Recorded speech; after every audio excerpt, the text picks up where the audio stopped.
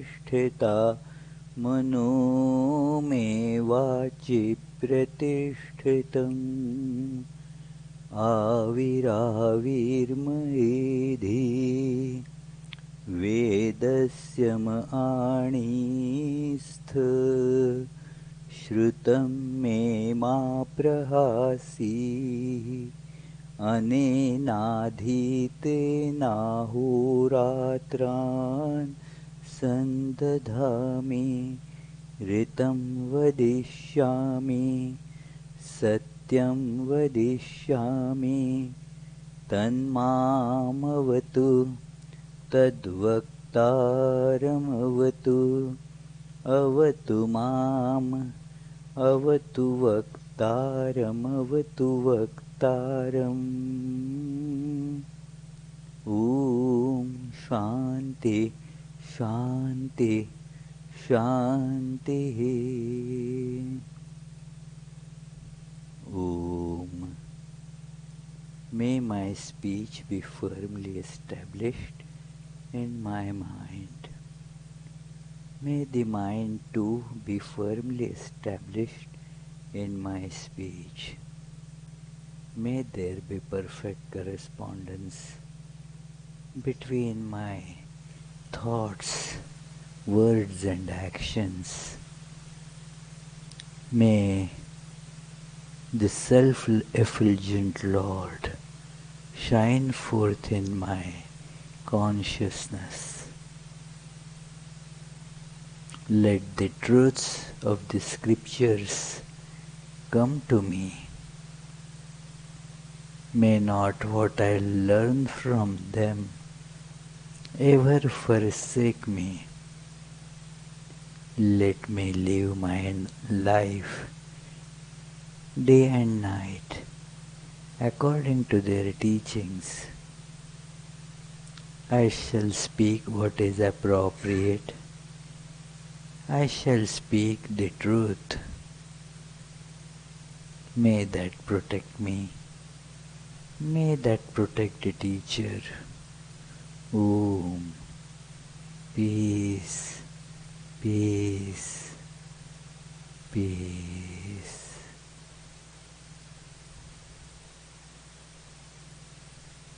Let us feel our innermost true self, which is unchanging, let us feel it as a bright spot of light in our heart.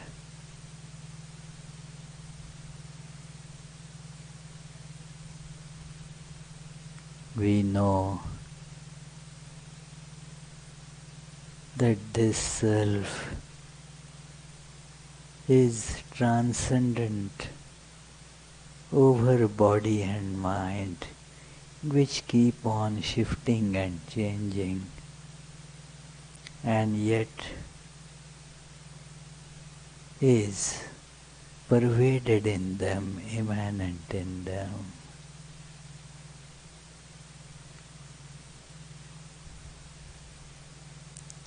As I concentrate on this light of self within,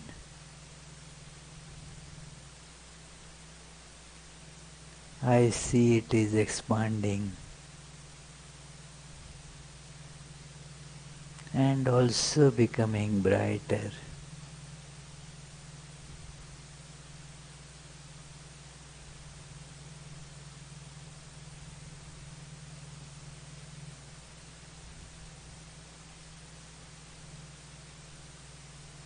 I see it has filled my whole being.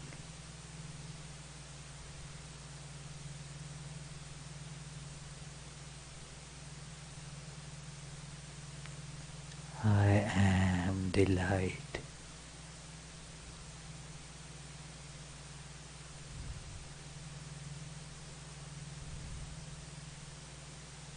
With that I also see the whole universe is filled with the same one light.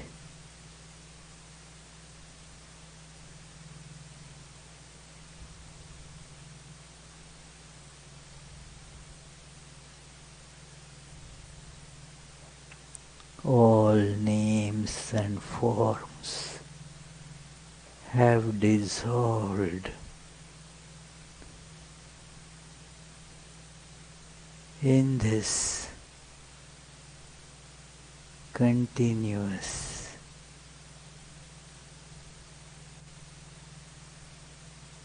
radiance of immense brilliance and beauty.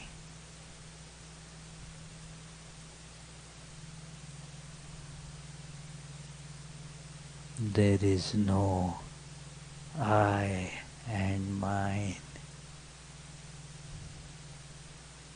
In this homogeneous awareness of self,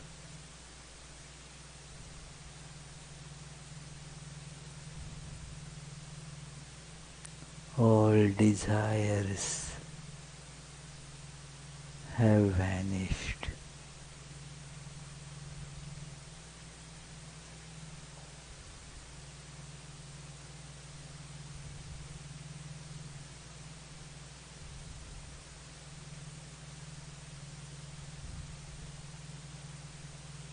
This is bliss itself,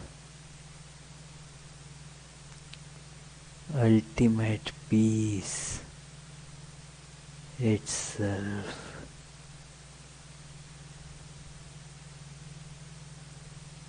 It is immortality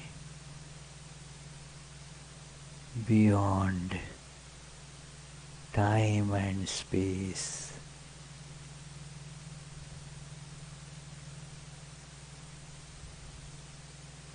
Om, peace, peace, peace.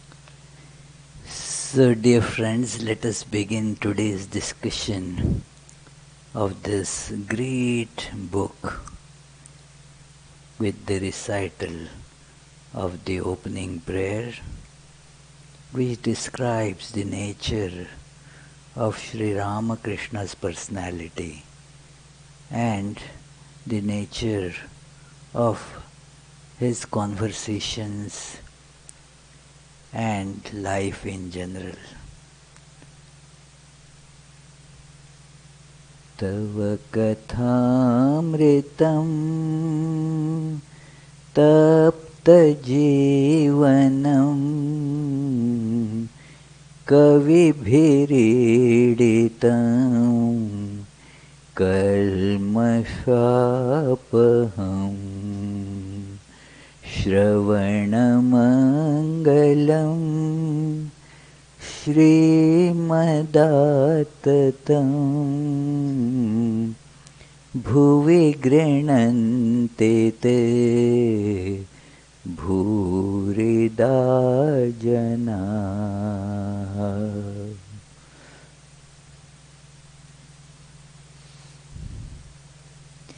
This biography of Sri Ramakrishna, their name in Bengali is Sri Ramakrishna Leela Prasang, and translated in English, this new translation by Swami Chetanananda bears the title Sri Ramakrishna and his Divine Play.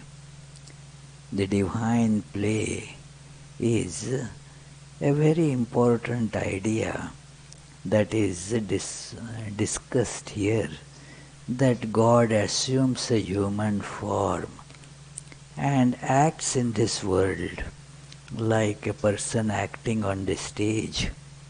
So the person acting on the stage for all the viewers, all the spectators is one character, one particular person, like say Othello. But the person may be somebody else, is actually somebody else, is not Othello, he is John Smith. So, by acting like Othello, nothing of that John Smith goes away.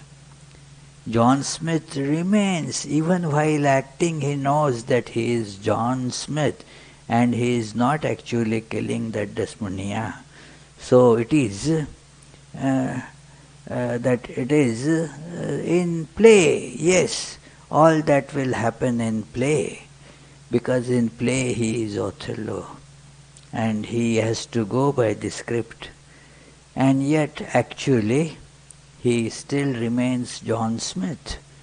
So similarly God, without affecting anything in the Godhood, without even slightest tinge of a blemish of being a human being, acts like a human being, and the purpose of that acting, as Lord Krishna explains in Bhagavad Gita, to bring the religion, the purpose of life and the way to achieve that purpose clearly to human beings.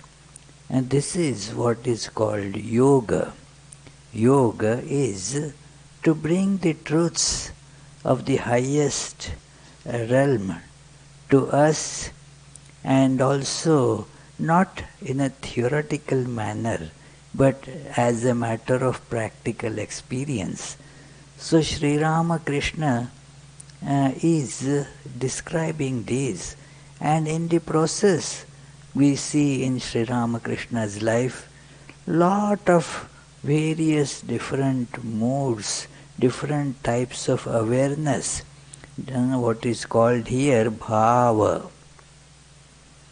Bhava, samadhi and darshana.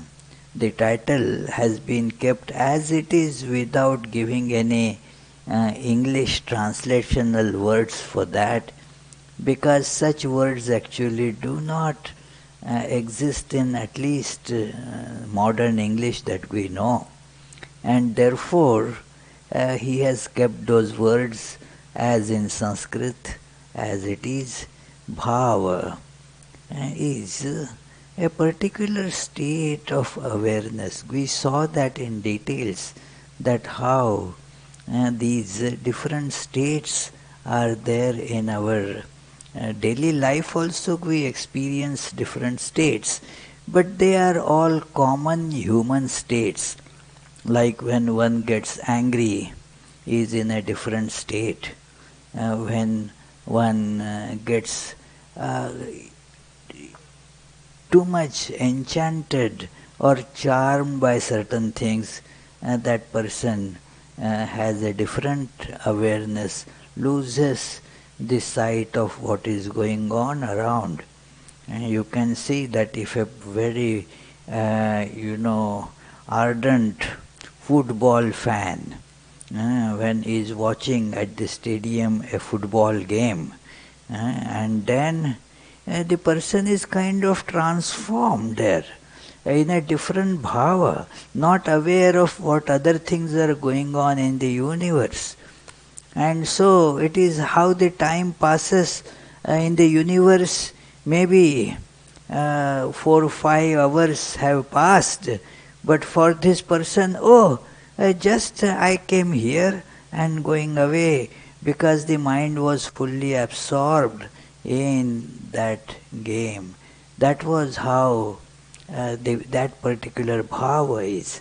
But when it comes to the spiritual, bhava, it means that a particular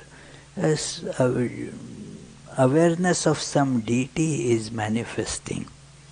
It is described, we saw that earlier, that how the rising of Kundalini at different levels makes these different awareness of our mind, different states of our mind, and that is the bhava.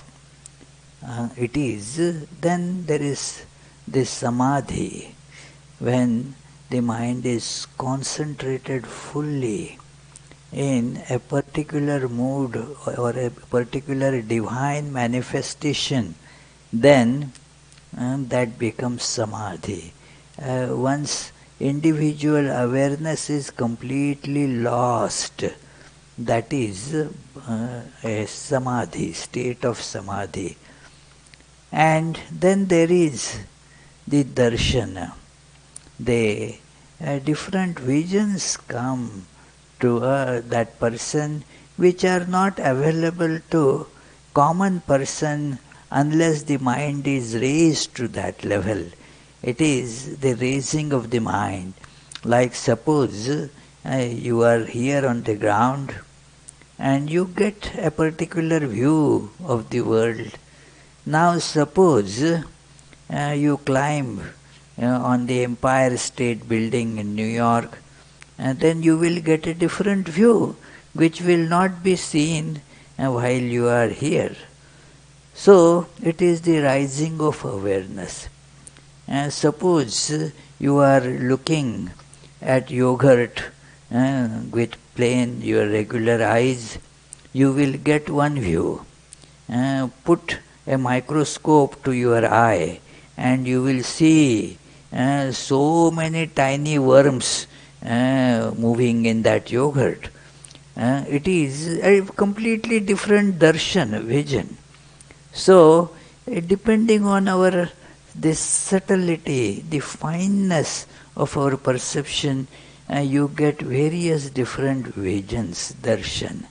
So, while discussing this, last time we saw that one merges with the divine when the Kundalini rises to the highest sphere described figuratively in our head.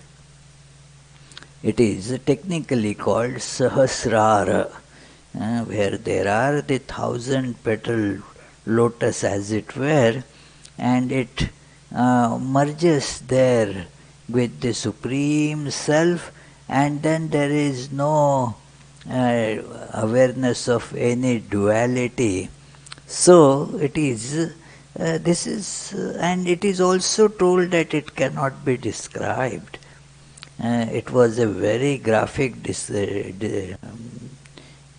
this description here by the author, that how Sri Ramakrishna tried to tell about it again and again, and yet every time as he would be able to describe that how the awareness goes up to this level of throat, and says that yes, one gets the blessed perception of God. Now that person is convinced that the God is.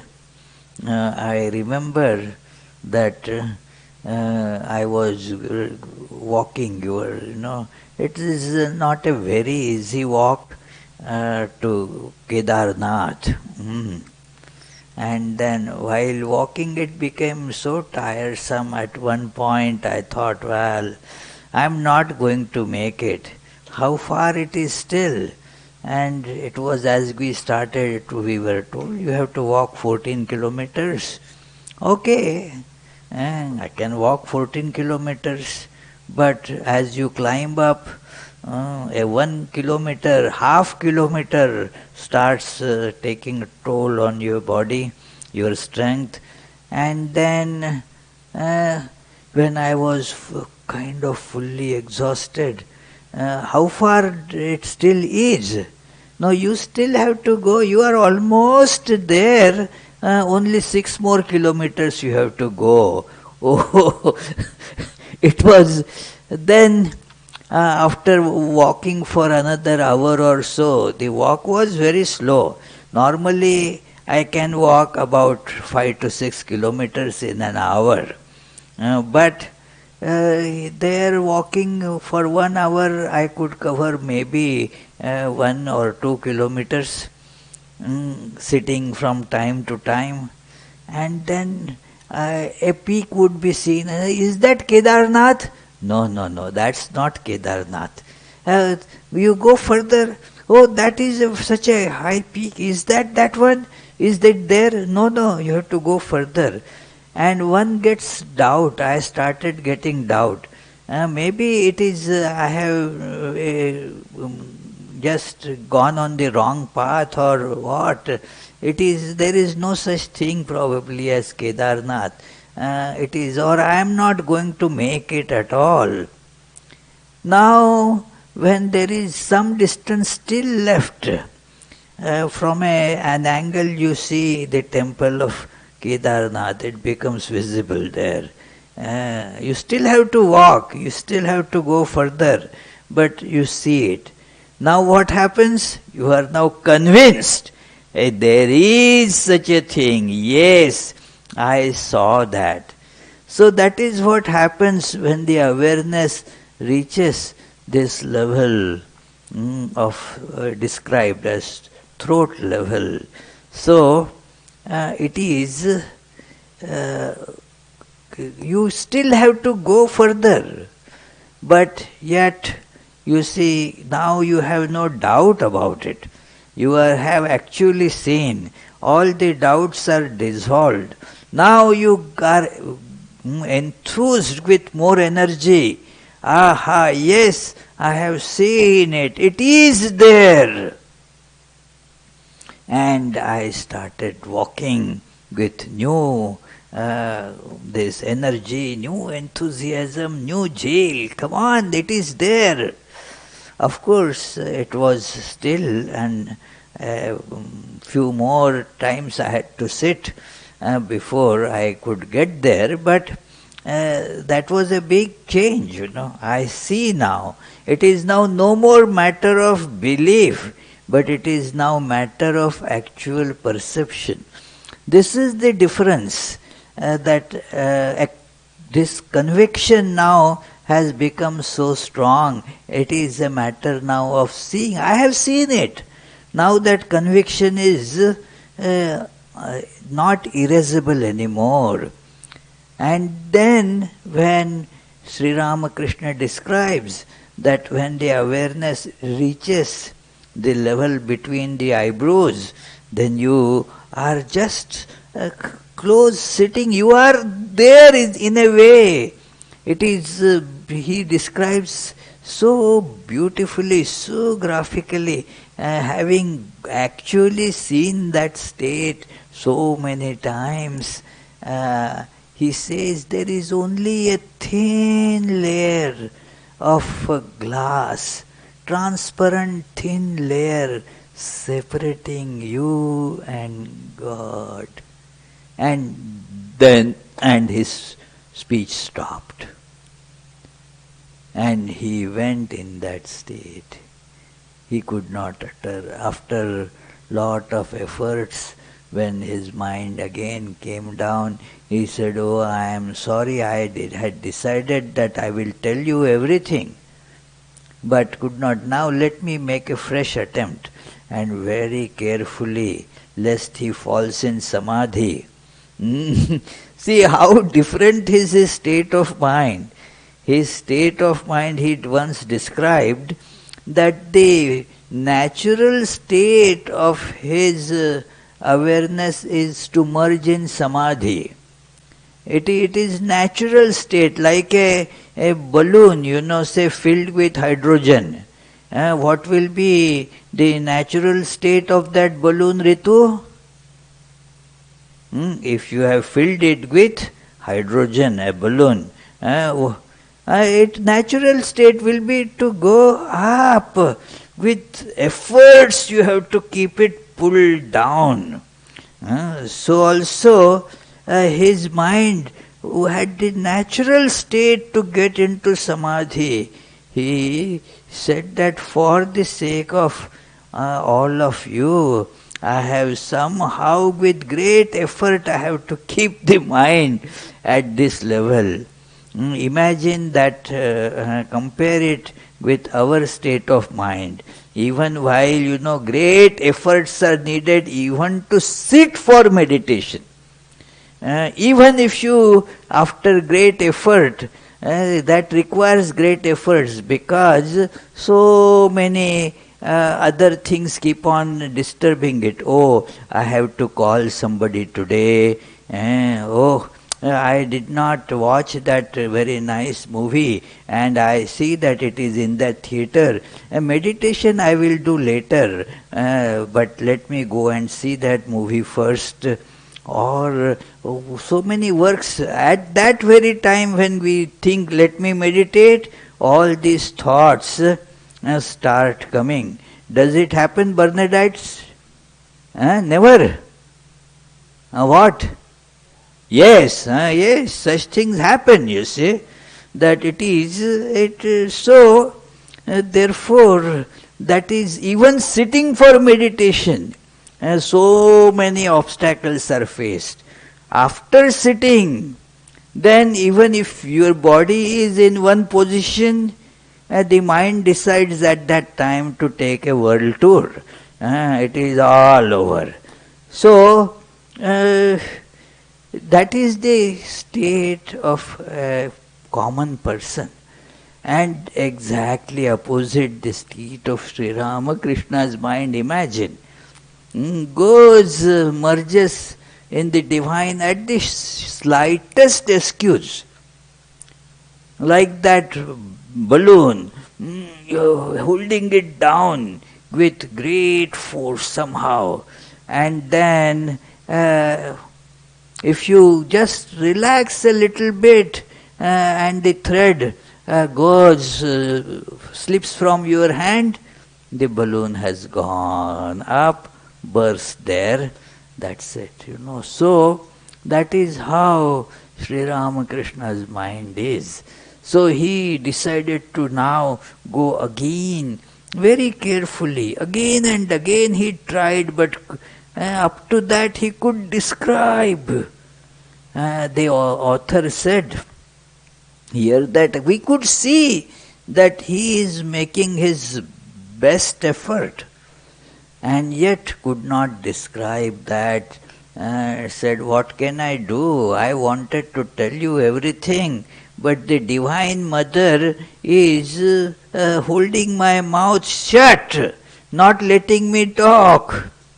See, absolutely egoless personality. Divine Mother is holding my mouth tight shut. What I can't do anything about it. And the author says, we used to think at that time that why should that Divine Mother interfere in this thing? He was going to tell all these nice things, and look at that. There were other times that she could have shut his mouth. Why now? At that time, he says, we didn't know that this very state of existence is beyond speech, beyond thought. Avang manasa gocharam, as the scriptures describe it. It is, therefore, the mind merges in the absolute non-dual state. Now, it is to be remembered, and that is a story that we will be reading now, an incident that happened there. The incident actually happened over many months, but all of that is given together to see that the state of non-duality is not a matter of just thinking or logically understanding it. It is going beyond and merging in the divine. That is a matter of experience, and which is not that you get it. We will see as the narration goes, very interesting narration. It is about, let me read. Regarding the non-dual state described in Vedanta, this is page 426.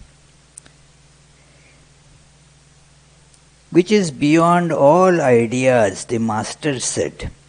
That is the last word in spiritual attainment. Do you know what it is like? Here is an old servant who has worked for a long time. His employer is pleased with the servant's good qualities, so he trusts his words and consults with him in every respect. One day, out of delight, the employer takes his servant's hand and tries to make him sit on his own seat.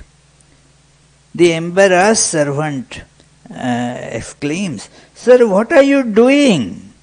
But the employer forces the servant to sit on his own seat and says, "Ah, sit down. You and I are one." It is just like that. Sri Ramakrishna is master of analogies.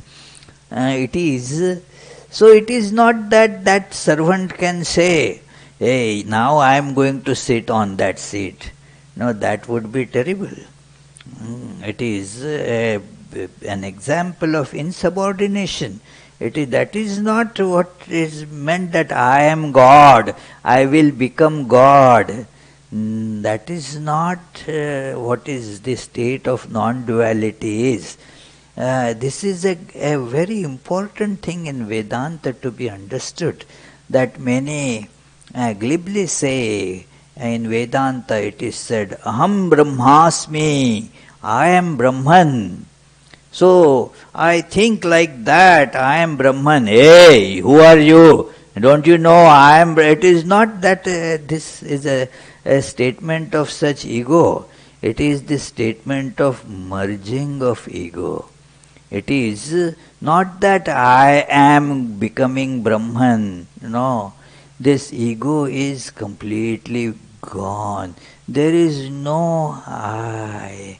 So Brahman alone remains. It is to be, it happens as the Brahman, the all-pervading existence, the truth swallows the ego. It is not that I will become enlightened and I will thus become free. I am right now bound. We get such ideas that now this is a Yogatmananda bound, and after lot of spiritual practice, what will happen, Subhasish? Yogatmananda free. That is the idea that one gets. It is logical, yeah. It is like somebody in the prison is bound. Now after finishing the prison term, sentenced for 10 years or sentenced for life. It is somebody said that word, that marriage is not a word, it is a sentence. So it is it is a sentence. So it is you have come, and then when you complete that sentence, then you are free. It is that with this spiritual liberation also we harbor such idea that I am bound now, and then I will take the mantra from Guru, then I will do spiritual practice, and I will go on attaining higher and higher stages of spiritual illumination, and then I will become free. No, friends, I will not remain. That is freedom. This ego, this I, that is bondage. That is to go. It is very difficult, therefore, to imagine for us this state. And so Sri Ramakrishna here in this book, this teaching is described through an actual incident, and that is about once one of our friends, Harinath, later Swami Turiyananda. Swami Turiyananda was in United States for some time, and his letters are very inspiring letters. There is a book titled Spiritual Treasure of his epistles. So, very nice. So this Swami Turiyananda Harinath was extremely busy studying Vedanta. The master loved him dearly for his devotion and steadfastness and the fact that he had practiced brahmacharya from his childhood onward. Because he was deeply preoccupied in his study of Vedanta and his meditation, Harinath could not visit the master frequently for some time as he had before. This absence did not escape the master's keen observation. When he saw one of Harinath's companions who used to come with him alone in Dakshineshwar, the master asked, "Hello, I see you are alone today. Has your friend not come?" The boy replied, "Sir, nowadays he is absorbed in studying Vedanta. He spends day and night in study, discussion and reasoning. He probably did not come because he considers it to be a waste of time." At this the master said nothing. A few days later Harinath came to see the master at Dakshineshwar. The master told him, "Hello, I hear that nowadays you are studying and discussing Vedanta philosophy. That is good, of course. But tell me, what does Vedanta teach? Is it not that Brahman alone is real and the world is unreal? Isn't that is the substance? Or does it say something else?" Harinath says, "That is correct, sir. What else?" That is the sum and substance of Vedanta. It is paraphrased here by Sri Ramakrishna, one of the famous sentences. I don't know the exact source. It is quoted in Mahabharata and some of the commentaries, but it is a quote. Where from that quote is taken, I still have not been able to discover. So it is, the quote goes like this, "Shlokardhena pravakshami yaduktam granthakotibhi." It is in half verse, Shlokardha.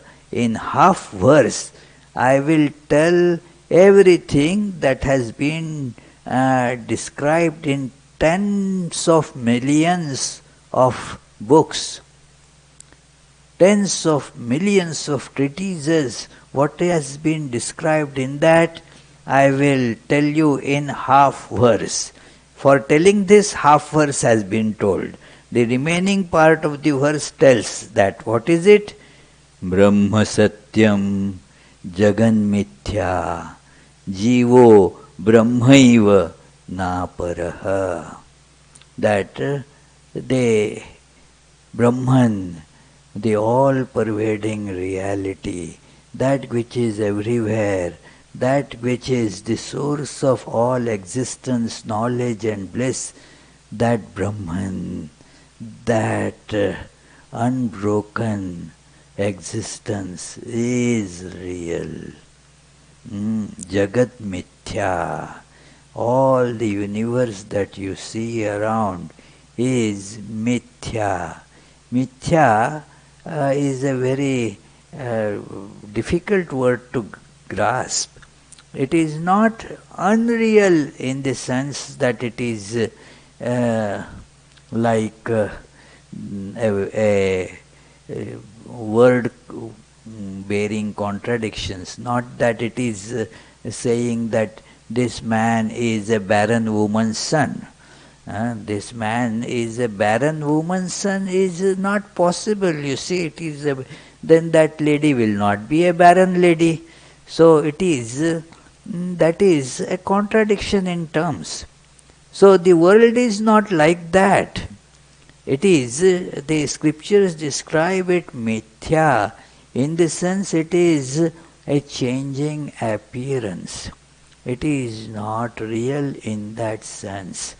This everything in the world shifts and changes. It is what was yesterday is not today. Comes and goes. It is so that is the world. There is no stability to that. There is no predictability also to that. It is Brahma Satya. That alone is. The world is unreal. And then Jivo Brahmaiva, this Jiva, this soul, is actually Brahman. No different, na aparaha, no different from that. So this is the statement of all the scriptures. Sri Ramakrishna asked Harinath, so do you understand that this is the essence of all Vedanta? And Harinath replies, exactly. Then Sri Ramakrishna told, the master continued, hearing, reflecting and meditating are the three main disciplines of Vedanta, Shravana, Manana, Nididhyasana. This is taken up as the spiritual practice. Hear, listen, means take in the information about the divine. Manana, make it internally absorbed in you, that is manana. Like the food, you eat the food, then it gets assimilated, that is the next stage. Then that converts into energy, enthusiasm, you spend it in doing work, that is the third stage.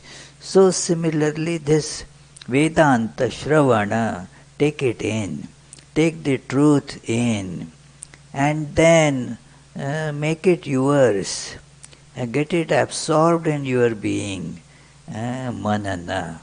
It is then nididhyasana. These words come in Brihadaranyaka Upanishad in a very famous dialogue of Yajnavalkya and Maitreyi. They are husband and wife, but it is that chapter is the chapter of renunciation. The Shankaracharya in his commentary describes it as the ultimate ultimate principle of renunciation is described in this episode, that the real meaning of renunciation is not running away somewhere, but seeing the divine, the self in everything, no different than other. The idea that I am separate from you, the subject-object idea, the enjoyer-enjoyed idea, the inferior-superior idea, all vanishes. That is renunciation. So, there it is told what is the means, that the statement comes like this: Atma vai are drashtavyah. This Atman is to be realized, experienced. Then shrotavyo mantavyo nididhyasitavyah. That it is how to do it, the means shrotavyah. Listen to it, means absorb it, get it in. and then digest it. Manana, mantavyo, nididhyasitavyaha. It is now to become you really. It is indifferent now, it is not separate from you, like the food that you took in. And then the digestion is going on, all the different metabolic processes are on. Till then, you see, you can see you and food different. Even though it is inside, there is still you and the food are different. You can say that it is not digesting well. Something I ate is not, making me feel well. I may throw up, I may vomit, and all that. It is. So still, while the metabolism, all that, the processes of digestion going on, you still feel different. After 5-6 hours, when that process is complete, now the food is no different from you. It is, you are that food now. So exactly, it becomes undifferentiated now from you. That is how that knowledge will get completely assimilated. That becomes experience. So this is the process. Sri Ramakrishna tells that that is to be done. So, otherwise, what does it avail if you hear and understand the world? What does it avail to hear and understand the teachings of Vedanta but do not try to renounce what is unreal? You understand that names and forms are not real, but if they are not real, what happens when you know that they are not real? You do not get attached to it. You do not run after it. Nobody runs after unreal things. Once you know that it is unreal, you will not run after it, you will not covet it at all. Like our example, if I ask Vishwanath that would you like $100 in fake notes? He says, no, thank you, Swami, but I don't care right now. It is, it is. Okay, not 100, but say $1,000 in fake notes. No, Swami, no, I don't want. You don't go for it once you know that it is fake note. Suppose you see if you are carrying a $100 bill in your pocket, and now you are very careful that somebody may snatch. You are looking at it again and again. Yes, it is safe in my pocket. Okay. Now you decide to go and buy something with that.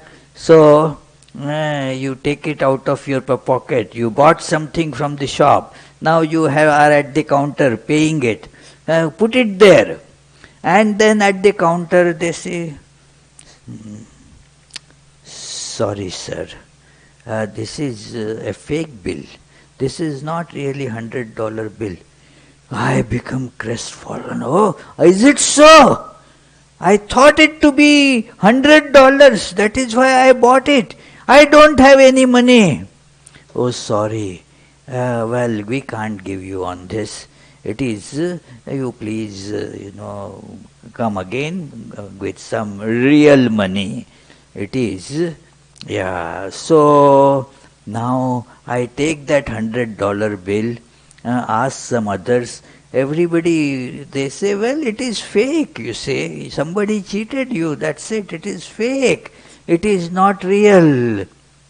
Then Vishwanath throws it. It is trash. It is not worth keeping. No need to take care of it. So that is what happens, isn't it? We had, I heard the news from our different ashramas in India that when some denominations of these currency notes were demonetized. They were considered anal. Then now many had lot of them and they were not legally earned. So a lot of such things came at our center. They even did not want to donate it.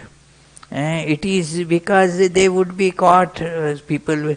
So we all gave it to police station and all. In our Swami in Shillong said that they found in a bag kept outside that one staircase that goes up to the shrine, and they saw a lot of such notes. Now what is, nobody is touching them, otherwise they would have been stolen, you see. Nobody is touching them. Why?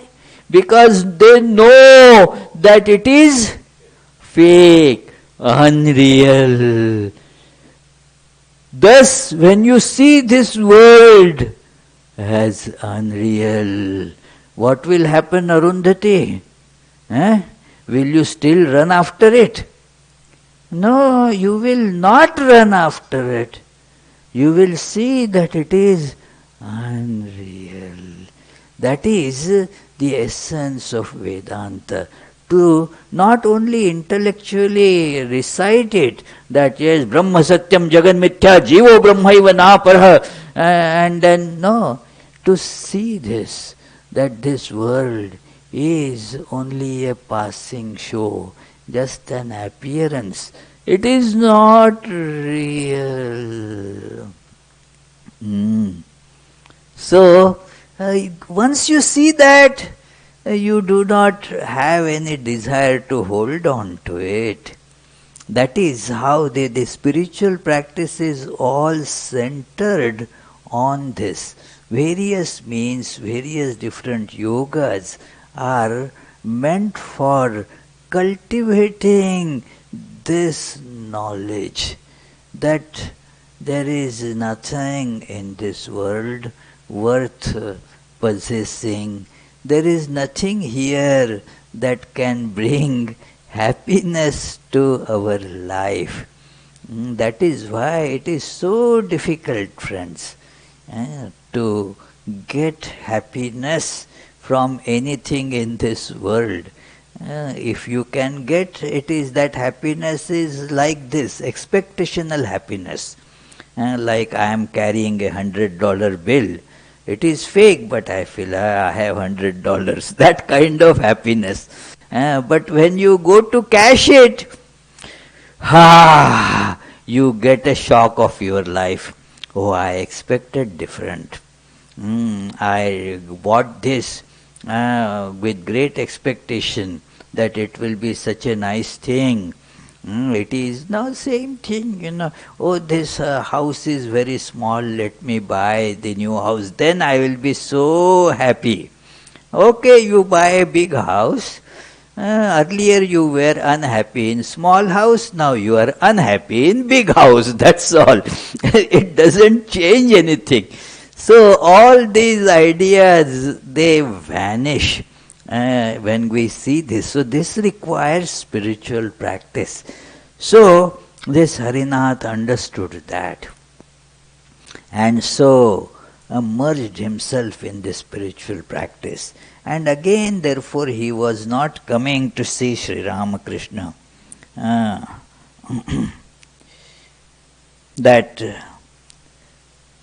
he has given an example here of one kind of fake mendicant sadhu who was staying in Dakshineshwar, which there Sri Ramakrishna was. And then Sri Ramakrishna heard that although he talks about Vedanta, and yet he does many immoral things. So one day he accosted him, "Hey, what is this? I hear that you do all those things." And this, he said, because he had read Vedanta and very good at giving, explanations and all that. He said, yes, yes, you see, I will tell you in a minute that there is no problem about it. You see, this whole world is unreal. So all the immoral things that I do, they are also unreal. They are not real either. Sri Ramakrishna said in a disgust that, oh, I pee on that Vedanta of yours. So it is. So sadhana is important. Spiritual practice and absorbing, imbibing this wisdom is important. Harinath said that that day's conversation ended, and then he merged into spiritual practice. This conversation, this discussion goes on. And so he was not again coming to see Sri Ramakrishna. Because, well, it is waste of time. I have to do spiritual practice. So, always was seen meditating and cogitating and all that. Okay, this world is mithya, not real, not real. And that is very good. That is very good. But it takes you up to a certain level. Your efforts take you only to a certain level.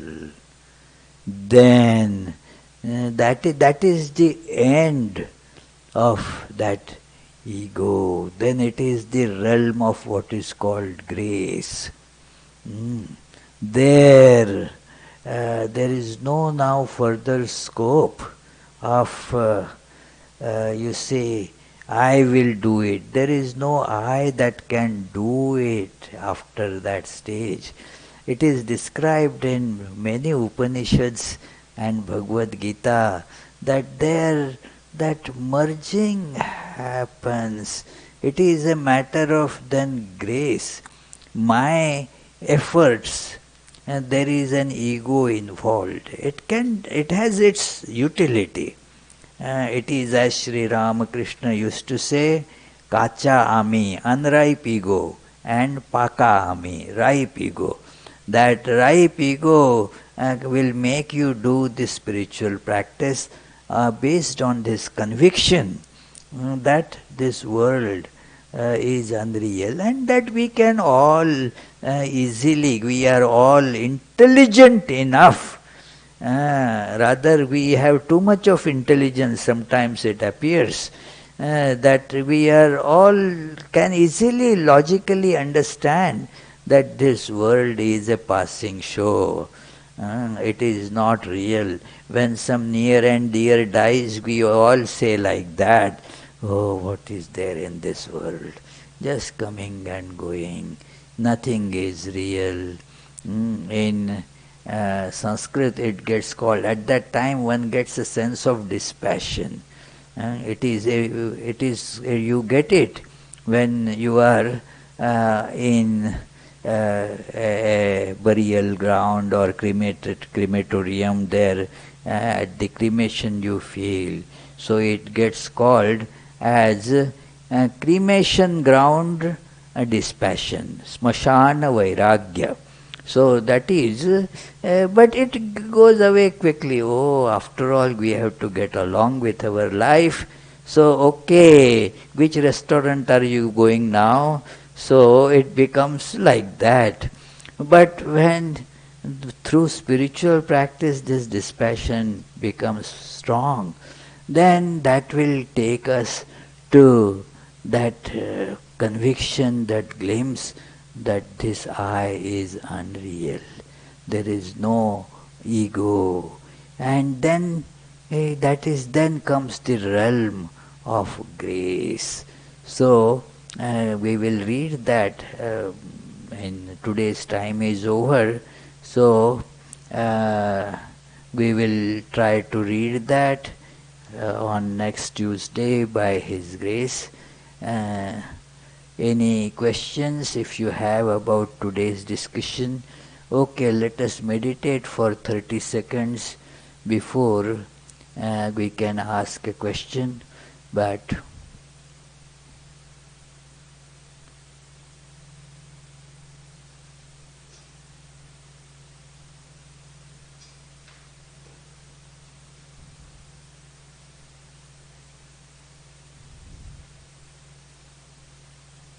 yes, good. You have a question. Okay, I thought that the 30 seconds meditation have solved all questions. Okay. Ramakrishna didn't like the immoral monk, but his actions, because immorality builds the ego, right? Yes, you are correct. Immorality is based on this ego. That I am so and so, this world is for my enjoyment, and by hook or crook, I will do that. Certain moral restrictions, they help us to build discipline in our life. That is why the morality is an essential aspect of spirituality. Spiritual life is not just morality, it is much more. But it is necessary, though not sufficient. It is necessary but not sufficient. Like there have to be clouds for the rains to fall. But that is not sufficient. We have so many cloudy days, not a drop of rain. So, just morality is necessary and very important. But that is not the, uh, basically the spirituality. Okay then, any other question? क्या हर्ष वहाँ पर कोई सवाल पूछा है किसी ने? नहीं, okay. So just an announcement that it is coming Saturday we will have the Durga Puja. It is not the ceremonial Durga Puja as they do over 5-6 days with various different rituals. This is the Vedanta Society Durga Puja. So it is a one-day worship here on Saturday. Here, whatever that particular date may be for the puja, we have to do all these things on weekends here. So, although it is past the whole Durga Puja period, yet since this time Mother Durga has decided not to come on a weekend, but we have to therefore tell her, oh, you wait, although you are going to go away on Friday, we are holding on to you to stay till another day, so that people can come and worship you. So we will be celebrating that on Saturday. There is a day-long program, and you are most welcome to attend that program. Also, about this live streaming, it is very likely that from next class we will have it instead of Twitter, we will have it on YouTube. We are working on that, and maybe soon we will have that platform available as we want it. It is available, but we want it in a particular way. So, it could be done from coming Friday, which happens to be an auspicious day of Vijayadashmi or Dashahara. So, this is just an announcement. We will conclude with the closing prayers.